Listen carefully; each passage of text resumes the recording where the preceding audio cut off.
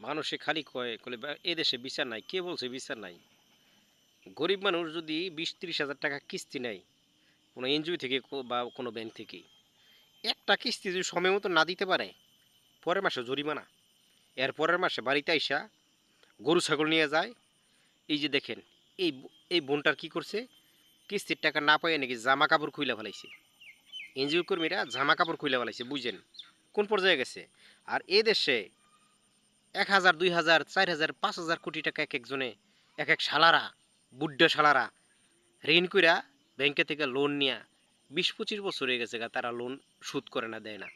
অথচ তাদেরকে বাংলাদেশে বড় বড় যারা যারা সেলুট প্রাপ্ত লোক, সেই সমস্ত লোকে তাদেরকে সেলুট করে, স্যার স্যার বলায়।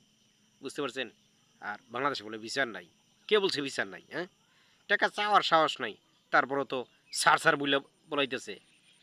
আর ২০-৩০ হাজার টাকা কিস্তির জন্য জেলও খাটতে হয় দেশে। গরিব মানুষের, সেটা গরিব মানুষের, বুঝতেছেন না?